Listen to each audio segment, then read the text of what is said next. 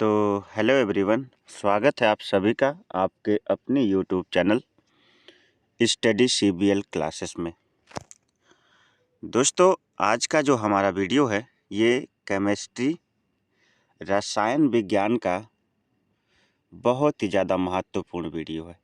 ये नहीं कह सकते कि इस चैप्टर का नाम क्या है, मगर ये ज़रूर कह सकते हैं कि 9 to 12 या किसी प्रकार के कम्पिटिटिव एग्ज़ाम यदि आप देने जा रहे हो ना, तो ये वीडियो आपके लिए बहुत ज़्यादा लाभदायक साबित हो सकती है।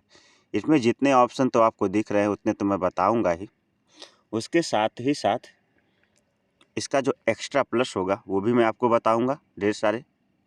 और दूसरी चीज़, हम जो है आपसे बीच बीच में जो है कुछ क्वेश्चंस पूछेंगे जिनका जवाब आपको कमेंट बॉक्स में देना है। तो चलिए ज़्यादा समय गंवाते ना हुए वीडियो को शुरू करते हैं। लेकिन उससे पहले यदि आपने हमारे चैनल स्टडी सीबीएल क्लासेस को सब्सक्राइब नहीं किया है तो प्लीज़ सब्सक्राइब कर लीजिए, क्योंकि आपका अपना प्यारा सा चैनल है और इसे सब्सक्राइब करने में किसी प्रकार का कोई फीस नहीं लगता। ठीक है दोस्त, बस उस रेड कलर के बटन को ब्लैक कर देना है। यही आपकी छोटी सी जो है इस चैनल पर आने की फ़ीस होगी। दूसरी चीज़ है, वीडियो को लाइक करिए और अगर वीडियो पसंद आती है तो इसे अपने दोस्तों तक ज़्यादा से ज़्यादा शेयर करिए। चलिए शुरू करते हैं, अपने टॉपिक पर आते हैं हम। क्वेश्चन नंबर फर्स्ट हमारा कहता है कि अंतराअणुक आकर्षण बल जो है किन में अधिक होता है। अंतराअणुक आकर्षण बल किन में अधिक होता है, प्रबल होता है। ठीक है, सबसे प्रबल गैसों में, द्रवों में, ठोसों में या सभी में समान होता है। तो ऐसा नहीं है। जिसके कण, जिसके अणु या जिसके परमाणु दूसरे अणु या परमाणु को जितनी प्रबल या मजबूती से अपनी तरफ आकर्षित करेंगे ना, द फोर्स ऑफ अट्रैक्शन जिसका ज़्यादा होगा उसी के मध्य जो है क्या होगा, अंतराअणुक आकर्षण बल सबसे अधिक लगेगा। तो गैसों के तो अणु दूर दूर होते हैं, द्रव के अणु भी दूर दूर होते हैं थोड़ा, लेकिन ठोस के अणु बहुत नज़दीक होते हैं। इस कारण से ऑप्शन नंबर बी इसका क्या हो जाएगा, राइट ऑप्शन हो जाएगा कि अंतराअणुक आकर्षण बल, the force of attraction between molecules and atoms, वो सॉलिड का अधिक होता है। ठीक है ना। और अगला क्वेश्चन है कि वही क्वेश्चन घुमा के इस तरह से पूछ सकता है, अंतराअणुक दूरी सबसे कम किसकी हो। देखिएगा यहाँ लिखा अंतराअणुक प्रबल सबसे अधिक कौन प्रबल है, और यहाँ कर दिया है अंतराअणुक दूरी सबसे कम होती है किसकी, तो ठोसों में होती है सबसे कम। ठीक है ना, क्योंकि ठोसों में अंतराअणुक दूरी सबसे कम होती है। ठोस के कण बहुत नज़दीक नज़दीक होते हैं ना, इस कारण से इसमें अंतराअणुक दूरी क्या होती है, बहुत कम होती है। निम्न में बढ़ती हुई कठोरता का क्रम बताइए। तो सबसे कठोर तो ठोस होता है, उसके बाद द्रव होता है, उसके बाद जो है गैस होता है। तो सबसे कठोर ठोस होता है, उसके बाद द्रव होता है, उसके बाद गैस होता है। गैस की कठोरता सबसे कम होती है, आप जानते हैं। ठीक है, चलिए अगले क्वेश्चन की तरफ बढ़ जाते हैं। क्वेश्चन नंबर 4 कहता है द्रव। ऑप्शन काफ़ी लंबे हैं, आप पढ़ लीजिएगा। द्रव होते हैं, तो मैं इसका राइट ऑप्शन देता हूँ। अपेक्षाकृत असंपीड्य तरल होते हैं और इनका निश्चित आयतन परंतु इनका आकार क्या होता है, अनिश्चित होता है। द्रवों को जिस प्रकार के बर्तन में आप रखना चाहते हो ना, उसमें रखेंगे, उसका आकार वो क्या कर लेगा, ग्रहण कर लेगा। लेकिन उसका आयतन क्या होता है, फिक्स होता है। जैसे 5 लीटर दूध लेकर मार्केट से आए तो 5 लीटर ही रहेगा। 3 लीटर अगर जल लिए हो तो चाहे किसी भी बर्तन में रखो वो 3 लीटर ही रहेगा। तो यहाँ पे द्रव में आयतन निश्चित होता है किंतु आकार क्या होता है, अनिश्चित होता है। ठीक है, आगे बढ़ते हैं क्वेश्चन नंबर 5 की तरफ। 5वां क्वेश्चन कहता है ताप बढ़ाने से मिश्रित होने वाले कणों की गति। ताप बढ़ाने से मिश्रित होने वाले कणों की गति घटती है, समान रहती है, या बढ़ती है, या घटती बढ़ती रहती है। तो जब ताप बढ़ाएंगे तो मिश्रित होने वाले कणों की गति क्या हो जाती है, बढ़ जाती है। क्या हो जाती है दोस्त, बढ़ जाती है। इसको याद रखिएगा। कह रहा कि जब नमक या फिर चीनी, दोनों में से कुछ भी ले सकते हैं, जब नमक या चीनी और पानी को घोलते हैं तो वे कण जल के कणों के बीच कहाँ समावेशित हो जाते हैं। जो जल के कण हैं वो जो है चीनी के या नमक के किन स्थानों पर क्या हो जाते हैं, जल के कण समावेशित हो जाते हैं। भरे हुए स्थानों पर, अधूरे स्थानों पर, रिक्त स्थानों पर, या बचे हुए स्थानों पर। तो रिक्त स्थानों या बचे हुए स्थानों कह सकते हैं, सभी इसके राइट ऑप्शन हो जाएंगे। लेकिन यहाँ पे रिक्त स्थानों पर क्या हो जाते हैं, जल जो है जाकर भर जाते हैं, ठीक है ना। अच्छा, किसके कण निरंतर गतिशील होते हैं? साधनों के, साध्यों के, पदार्थों के या फिर संसाधनों के? साधनों, साध्यों, इन सब का तो रसायन विज्ञान में बहुत विशेष कोई कार्य ही नहीं है। जिसका बहुत विशेष कार्य हो पदार्थों के। किसके? पदार्थों के कण क्या हो जाते हैं, जो है निरंतर गतिशील होते हैं। और इसके इलेक्ट्रॉन अपनी कक्षा में क्या करते रहते हैं? चक्कर लगाते रहते हैं। जलती हुई अगरबत्ती की सुगंध दूर तक फैलती है, किसके कारण? कणों की गतिशीलता के कारण, अगरबत्ती सुगंधित पदार्थों से, अगरबत्ती के जलने से या हवा के चलने से। तो कणों की गतिशीलता के कारण ही क्या होती है? जलती हुई अगरबत्ती जो है पूरे कमरे में फैल जाती है। और यह कौन सी क्रिया है? यह एक विसरण क्रिया। कैसी क्रिया है? विसरण क्रिया। यहाँ हमने 6 क्वेश्चन 8 में भी 8 क्वेश्चन यहाँ खत्म कर लिए थे। अब यहाँ 9 से देखते हैं।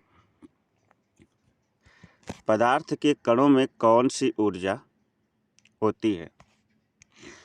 पदार्थ के कणों में कौन सी ऊर्जा होती है? स्थितिज ऊर्जा, गतिज ऊर्जा, विद्युत ऊर्जा या चुंबकीय ऊर्जा? तो जो पदार्थ के कण होते हैं ना, उसमें हमेशा कौन सी ऊर्जा होती है? गतिज ऊर्जा होती है। कौन सी? गतिज ऊर्जा होती है। ऑप्शन नंबर 20 का राइट ऑप्शन हो जाएगा। तापमान बढ़ाने से कणों की गतिज ऊर्जा पर क्या प्रभाव पड़ता है? तो तापमान बढ़ाने से कणों की गतिज ऊर्जा बढ़ जाती है। क्या होती है? बढ़ जाती है, हमेशा बढ़ती है। दो विभिन्न कणों का स्वतः मिलना क्या कहलाता है? मिश्रण, संयोजन, संयुक्तीकरण या खुद मिल रहे हैं ना, तो वो क्या? विसरण कहलाएगा। जैसे मानिए कि मैंने कहा ना, जैसे आप अगरबत्ती कमरे में जला देते हो तो फिर उसका धुआं धीरे धीरे जाके किससे मिल जाता है? वायु से। तो ये एक वायु के कण हो गया, एक धुएं का कण हो गया, उनको कोई मिला नहीं रहा, वो खुद जाके मिल रहे हैं। तो ये क्रिया क्या कहला रही है? विसरण। आगे है क्वेश्चन नंबर 12, कहता है कि किनका निश्चित आकार, स्पष्ट सीमाएं और निश्चित आयतन होता है? तो निश्चित आकार और आयतन ठोसों का होता है। किसका होता है? ठोसों। क्योंकि गैसों में ना तो आकार निश्चित होता ना ही आयतन। द्रव में आयतन तो निश्चित होता किंतु आकार नहीं, लेकिन ठोसों में आकार और आयतन, आकृति जो भी सब निश्चित होता है। इसकी संपीड्यता नगण्य होती है। किसकी संपीड्यता नगण्य होती है? मतलब किसको आप जो है संपीड्य मतलब दबा सकते हैं बहुत कम। गैस को तो दबा सकते हैं, द्रव को भी थोड़ा बहुत दबा सकते हैं, लेकिन ठोस को दबा नहीं सकते, क्योंकि इसकी संपीड्यता क्या होती है? नगण्य होती है। भंगुर होता है, ज़्यादा दबाने पर ये टूट जाएगा मगर उतना दबता नहीं है। ठीक है, आगे बढ़े। चलिए अगला क्वेश्चन कहता है, यहाँ तक हमने 13 तक कवर किया था, 14 में आते हैं। विसरण संभव है। विसरण कहाँ पे संभव है? ठोसों में, द्रव में, गैसों में या ठोस, द्रव, गैस तीनों में? तो ठोस, द्रव और गैस तीनों में अपने अपने अनुसार जो है विसरण संभव है। चाहे ठोस हो, चाहे द्रव हो, चाहे गैस हो ना, अपने अपने अनुसार सब में क्या है? विसरण संभव है। विसरण की अधिकतम दर क्या है? विसरण की अधिकतम दर है ठोस में, द्रव में, गैस में या किसी में भी नहीं। अगर विसरण की क्रिया है तो विसरण की सबसे अधिकतम जो दर होती है, मतलब तेजी से कोई पदार्थ विसरित किस में होता है? तो वो गैस में। गैस में ही वायु के माध्यम से तेजी से मिलता है ना, तो गैस में विसरण क्रिया क्या होती है? जब आप किसी कमरे में अगरबत्ती जलाते हो या इत्र की बोतल खोलते हो, जैसे सेंट परफ्यूम की बोतल खोलते हो ना, तो कुछ समय पश्चात क्या होता है? परफ्यूम पूरे कमरे में फैल जाती है। इस परफ्यूम का गैस के यानी वायु के कणों को पकड़कर पूरे स्थानों पर फैल जाना क्रिया को क्या कहते हैं? विसरण कहते हैं। परासरण भी होता है मगर इससे अलग होता है परासरण। ठीक है, उसके बारे में भी हम आपको आगे बताएंगे। आगे है, गैसों में विसरण की दर अधिक है, क्यों? उसमें गैसों में विसरण की दर अधिक क्यों होती है? क्योंकि उनमें रिक्त स्थान अधिक होते हैं, रिक्त स्थान कम होते हैं, रिक्त स्थान नहीं होते हैं, गतिशीलता नहीं होती। तो गैसों में विसरण की दर सबसे अधिक होने का मेन कारण क्योंकि उनमें रिक्त स्थान सबसे अधिक होते हैं। उनके अणुओं के मध्य, क्योंकि उनके अणु दूर दूर होते हैं, इस कारण से उनमें रिक्त स्थान सबसे अधिक होते हैं और विसरण की दर भी उनमें क्या होती है? काफ़ी अधिक होती है। नेक्स्ट क्वेश्चन कहता है कि गैस के कणों की गति बढ़ जाती है तापमान बढ़ाने से, तापमान घटाने से, तापमान समान रखने से या इनमें से कोई नहीं। तो तापमान जब आप बढ़ाएंगे ना, तापमान जब आप बढ़ाएंगे तो गैसों के कणों की गति क्या होती है? बढ़ जाती है। ठीक है दोस्त, आगे बढ़ें। अगला है, किन अवस्था में कणों की गति अनियमित और अत्यधिक तीव्र होती है? किन अवस्था में कणों की गति अनियमित और अत्यधिक तीव्र होती है? ठोस अवस्था में, द्रव अवस्था में, गैस अवस्था में, इनमें से कोई नहीं। तो गैस अवस्था में जो है कणों की जो गति होती है वो क्या होती है, अनियमित होती है और अत्यधिक तीव्र होती है, क्योंकि यहाँ पे कण किसी सीक्वेंस में नहीं होते हैं, किसी निश्चित क्रम में नहीं होते। ठीक है, आगे बढ़े। अगला क्वेश्चन कह रहा है कि 19वां क्वेश्चन है, ठोस का तापमान बढ़ाने से उसके कणों की कौन सी ऊर्जा बढ़ जाती है। जब ठोस का तापमान बढ़ाते हैं ना तो उसके कणों की प्रकाश ऊर्जा, स्थितिज ऊर्जा, गतिज ऊर्जा या ध्वनि ऊर्जा, तो उसकी गतिज ऊर्जा, ठोस के कणों की जो गतिज ऊर्जा वो क्या हो जाती है, बढ़ जाती है जब उसका तापमान क्या किया जाता है, बढ़ाया जाता है। ठीक है, चलिए नेक्स्ट क्वेश्चन की तरफ बढ़ते हैं। अगला क्वेश्चन क्या कहता है, केमिस्ट्री के बहुत ही उम्दा क्वेश्चन है जो कम्पिटिटिव एग्जाम में या फिर किसी प्रकार के क्लासेस एग्जाम में जो आपकी बहुत सहायता करेंगे। ठीक है, करा कि किसी ठोस का गलनांक, 20वां क्वेश्चन है, उसके कणों के बीच किस सामर्थ्य को दर्शाता है। करा कि विकर्षण बल को, प्रतिक्रिया को, घर्षण बल को या आकर्षण बल को। तो जो किसी ठोस का गलनांक है उसके कणों के बीच आकर्षण बल को क्या करता है, दर्शाता है। सुविधा के लिए केल्विन है जो आप लेते हैं, 0 डिग्री सेल्सियस या 273 केल्विन, और यही जो है सबसे सही ऑप्शन है कि 0 डिग्री सेल्सियस या 0 डिग्री सेल्सियस या 273 केल्विन सुविधा के लिए लिया गया केल्विन पैमाना है। सुविधा के लिए लिया गया कौन सा पैमाना है, केल्विन पैमाना। ठीक है दोस्त, चलिए आगे बढ़ते हैं, क्वेश्चन नंबर 22 की तरफ बढ़ते हैं। 22 के मतलब मैं क्वेश्चन पढ़ रहा हूँ, ऑप्शन में मैं सही लगा दूंगा, लेकिन आप जो है इसको पढ़ लीजिएगा 22 और 23। ठीक है, आगे कह रहा कि डाई एथिल ईथर जिसको और कामादेक एसीटोन और नॉर्मल ब्यूटाइल अल्कोहल का क्वथनांक क्रमशः कितना है। डाई एथिल ईथर का है 35 डिग्री सेल्सियस, एसीटोन का है 56 डिग्री सेल्सियस और नॉर्मल ब्यूटाइल अल्कोहल का है कितना, 118 डिग्री सेल्सियस। केल्विन स्केल में कौन सी व्यवस्था ठीक ढंग से प्रदर्शित की गई, किसकी व्यवस्था ठीक ढंग से प्रदर्शित की गई। जिसकी जो व्यवस्था है वो ठीक ढंग से प्रदर्शित की गई है तो वो है 308, 329 और 291 केल्विन। जब आप इसे केल्विन में चेंज कर लीजिएगा, डिग्री सेल्सियस को केल्विन में चेंज कर लीजिएगा, ठीक है ना, तो ये इस तरह से क्या हो जाएगा, ये वाली सी वाली व्यवस्था सही है। आगे 25 degree Celsius, 38 degree Celsius, 66 degree Celsius kelvin scale बदलने से प्राप्त सही तापमान क्या होगा। जब इसे केल्विन में बदलेंगे तो सही तापमान 298 केल्विन प्लस 311 केल्विन और जो है 339 केल्विन होगा। ठीक है, आगे जो है ये आपका ऑप्शन नंबर ए राइट हो जाएगा, इसमें ऑप्शन नंबर सी राइट हो जाएगा। ठीक, क्वेश्चन नंबर 24 चलते हैं। 24 देखते, बर्फ का गलनांक होता है, जो बर्फ होता है ना उसका गलनांक 273.16 केल्विन, 273.46 केल्विन, 273.48 केल्विन या 273.12 केल्विन। तो बर्फ का जो गलनांक होता है 273.14 केल्विन होता है, 273.14 केल्विन बर्फ का गलनांक होता है। ठीक है, ये आप चले आगे बढ़ते हैं।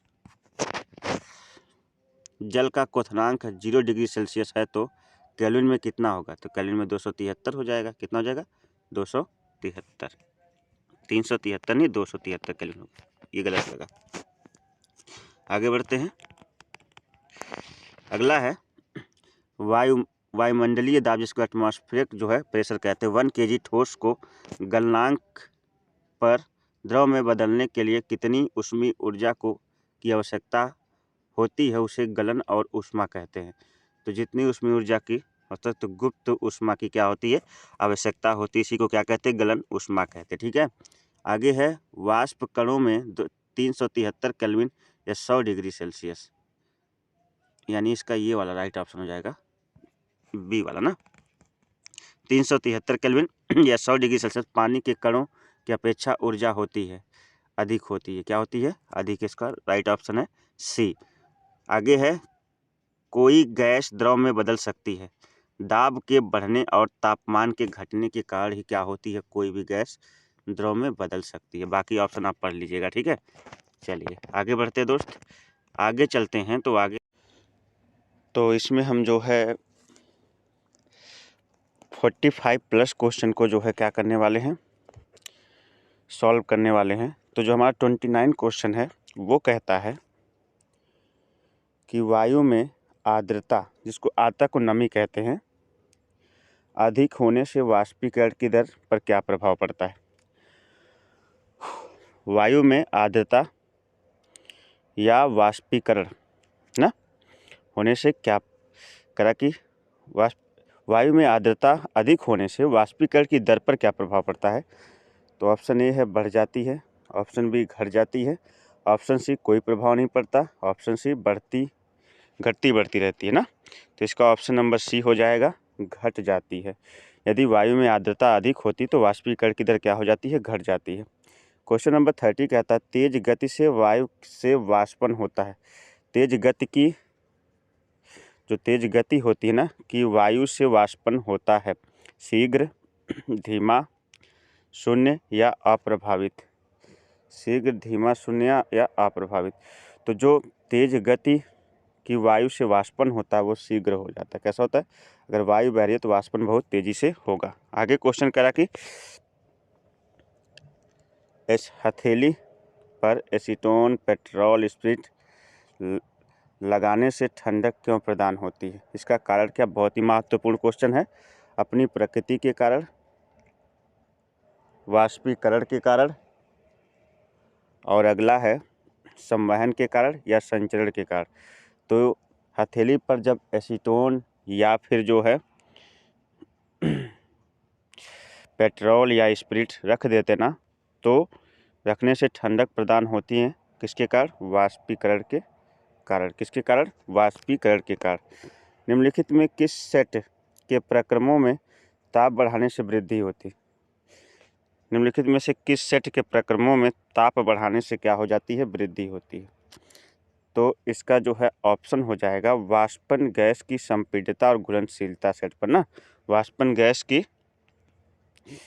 संपीड्यता और घुलनशीलता, ये आप तैयार, बाकी सारे ऑप्शन आप पढ़ लीजिएगा। ठीक है, चलते हैं 33 की तरफ। क्वेश्चन नंबर 33 कहता है कि क्या हो रहा है, चलिए। क्वेश्चन नंबर 33 कहता है कि तापमान और दाब संबंधी विशिष्ट शर्तों के अधीन गैसों को द्रव की अवस्था में लाया जा सकता है। इसके लिए शर्तों की सही स्थिति है। तापमान और दाब संबंधी विशिष्ट शर्तों के अधीन गैसों को द्रव की अवस्था में लाया जा सकता है। इसके लिए क्या है? गैसों को द्रव की अवस्था में लाने के लिए क्या शर्तें हैं? जब गैसों को द्रव में लाना है ना तो आपको उच्च ताप और उच्च दाब का सहारा लेना पड़ेगा। यहाँ निम्न ताप और उच्च दाब होना चाहिए। निम्न तापमान और निम्न दाब ये गलत है। उच्च तापमान और निम्न दाब गलत है। निम्न तापमान और उच्च दाब यही सही है। यानी ऑप्शन सी आपका क्या है? राइट ऑप्शन हो जाएगा इस क्वेश्चन के लिए, 33 के लिए। क्वेश्चन नंबर 34 क्या कहता है कि कुछ पदार्थों को बढ़ते हुए आकर्षण बल के क्रम में व्यवस्थित किया गया है। इनमें से कौन सी व्यवस्था सही है? जल, हवा आदि, जल, हवा, चीनी, तेल, या ऑक्सीजन, जल, चीनी, या नमक, जूस, हवा। पहले ऑक्सीजन आएगी, यानी ये गैस है, फिर द्रव है, फिर जो है ठोस है। यही सही है ना। ठीक है, सबसे पहले क्या है? गैस है, द्रव है, फिर ठोस है। कुछ पदार्थों को बढ़ते हुए आकर्षण के क्रम में जो है क्या किया गया है? व्यवस्थित किया गया है। तो चलिए, ऑक्सीजन, जल और चीनी। आगे चलते हैं। क्वेश्चन नंबर 35 होगा हमारा। 35 क्वेश्चन क्या कहता है देख लेते हैं। 35 क्वेश्चन कहता है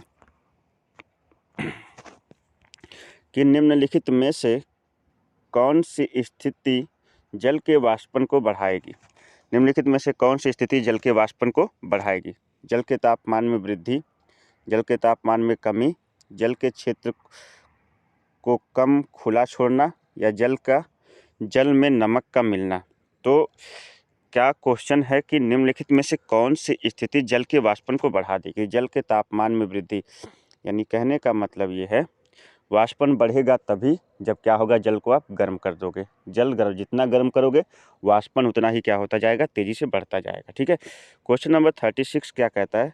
तेज धूप वाले दिन में लोग अपने घरों के खुले स्थानों और छतों पर छिड़काव करते हैं ताकि गर्म सतह शीतल हो जाए। इसका क्या कारण है? किसका छिड़काव करते हैं? जल का। वाष्पीकरण से ठंडक उत्पन्न होती है, वाष्पन से नमी होती है, वाष्पीकरण से वाष्प बढ़ जाती है, वाष्पीकरण से सतह शुष्क हो जाती है। तो जब भी आप जल का छिड़काव करते हो तो याद रखिएगा, जब वाष्पीकरण होता है ना तो क्या होता है, उस स्थान पे ठंडक उत्पन्न हो जाती है। तो इसलिए जो है गर्मी के दिनों में लोग अपने घरों के आसपास क्या करते हैं, जल का छिड़काव करते हैं। क्वेश्चन नंबर आपका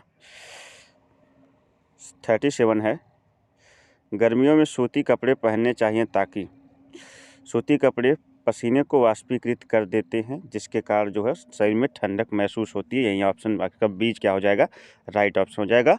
बाकी ऑप्शन को आप पढ़ लीजिएगा, ऑप्शन बी इसका राइट ऑप्शन।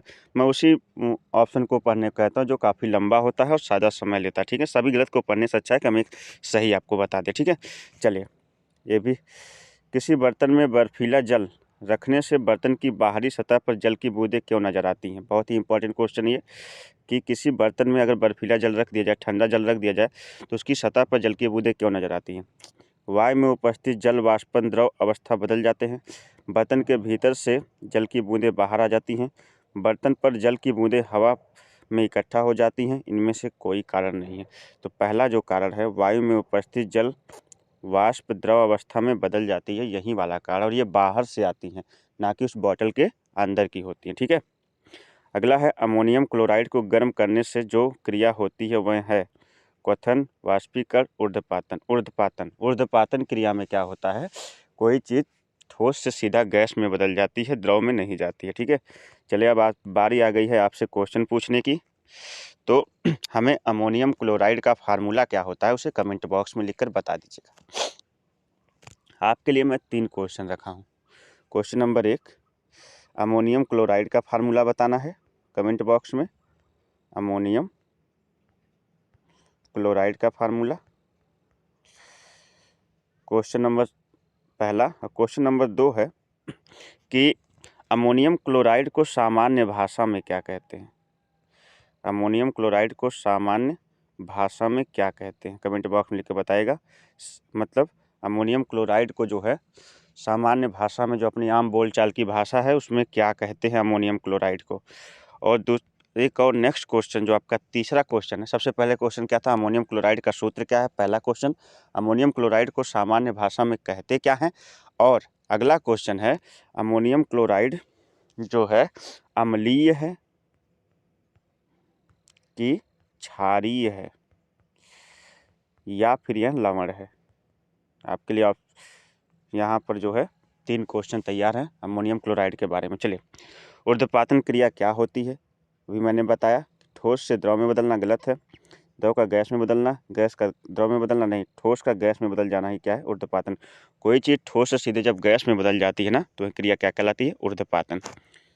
शुष्क बर्फ है, सूखी बर्फ, जमी हुई ऑक्सीजन, ठोस नाइट्रोजन या ठोस कार्बन डाइऑक्साइड को क्या कहते हैं, शुष्क बर्फ कहते हैं।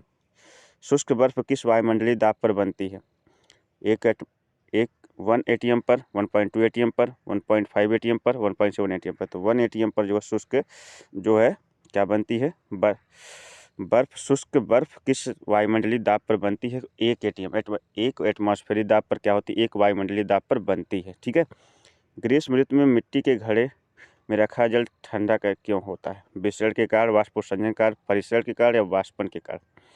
तो ठंडी में यदि जो है, गर्मी में यदि जो है घड़े के पानी में जल रखा जाता है तो वह वाष्पन के कारण क्या होता है, ठंडा होता है। ठीक है, द्रव में बहाव के विशिष्ट गुण होता है, इसका कथन कौन सा सही है,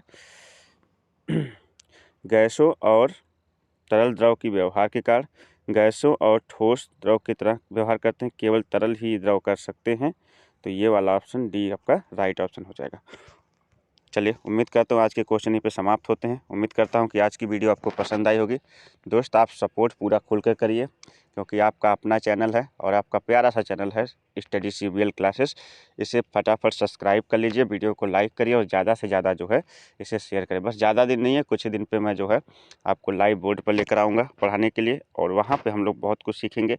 लेकिन उससे पहले आप चैनल सब्सक्राइब कर लेंगे, तभी उन चीज़ों का आपको मज़ा मिलेगा। तो चलिए, मिलते हैं एक नई वीडियो के साथ। तब तक के लिए आप सभी को नमस्कार, बाय बाय, जय हिंद। और कमेंट बॉक्स में ज़रूर बताइएगा वीडियो कैसी लगी।